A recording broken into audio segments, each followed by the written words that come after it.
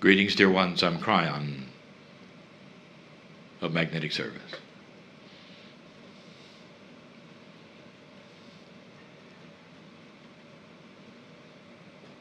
There are so many lessons that human beings could learn that are so beautiful and benevolent and awakening.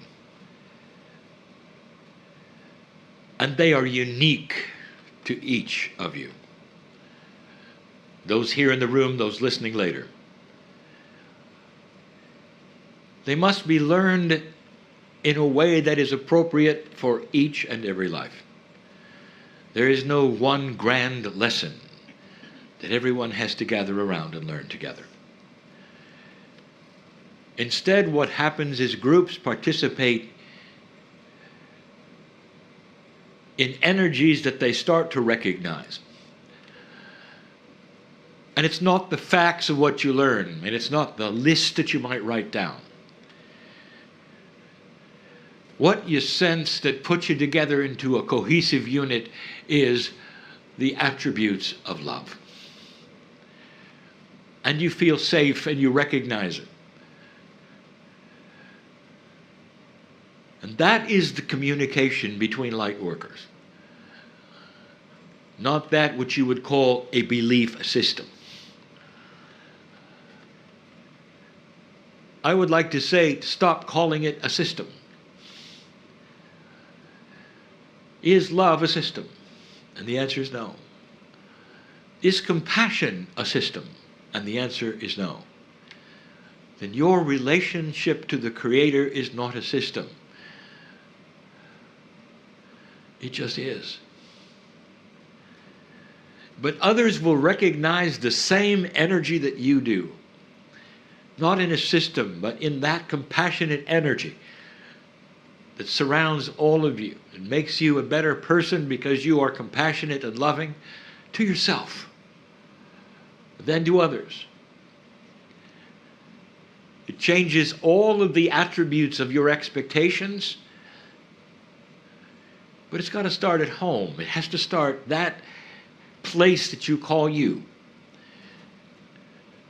And you've heard it over and over, forgiveness of self. It's not really forgiveness. It's an awareness of who you are and what you may not have to forgive. It's an awareness, again, of being born magnificent. And no matter who you thought you were, that is who you were as a child. That's what the child thought until they grew up and understood everything about compassion and love. The God that created you is you. I'll say it again. Made in His image is a phrase that so many have used in the past to describe the divinity in a human being.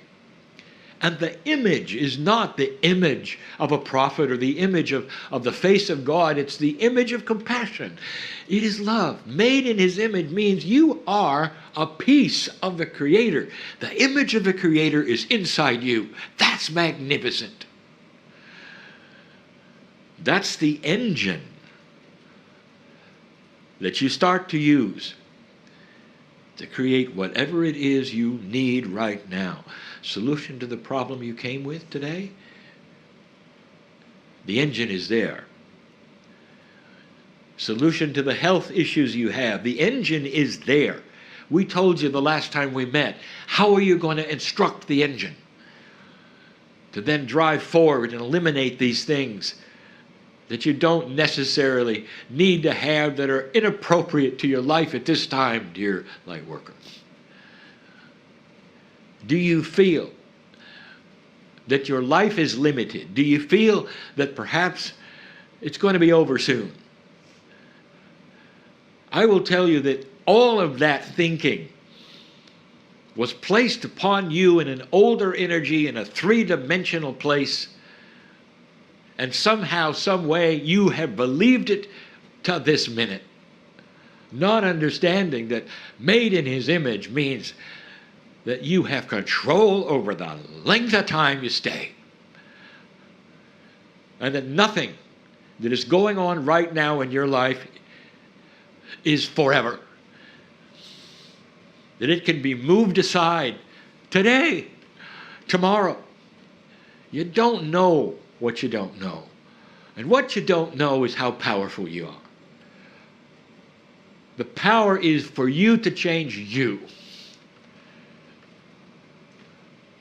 You're on the water, dear ones. This is the time. I want to give you some things you didn't really think about. There were a few astronauts a couple of decades ago that completely went out of the Earth's field of gravitation, and there were only a few. And these are the ones that flew to the moon. It doesn't matter whether they landed there or not. They were out of touch with anything that would ground them to the planet for a couple of weeks. And they never, ever got grounded. They never went to a port. And the fact that they were completely and totally outside of the Earth's magnetic field was significant.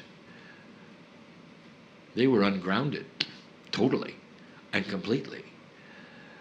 Now I want you to study a little bit of what happened to those men.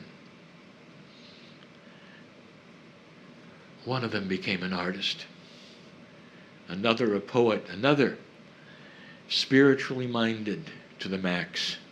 That's all he wanted to talk about. Others didn't talk about what happened to them because they were very private. But they were so private they didn't even want to talk about the trip, because each single one of them had an epiphany that they never expected. These are scientists and pilots and astronauts that were chosen from the finest ones, the logical ones, and they all were affected. For a few days, you get to be ungrounded.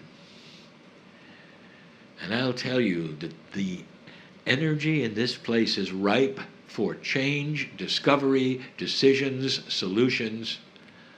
I'll say it again. Change, discovery,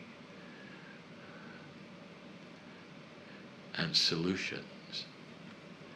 Take advantage of it or not. That is free choice. I speak to the small group here. And those listening in the future, know this, that when you take these journeys where you're over and on the water for lengths of time, that these create wonderful creative times. And we've said it before. Those who want to write books, take a cruise.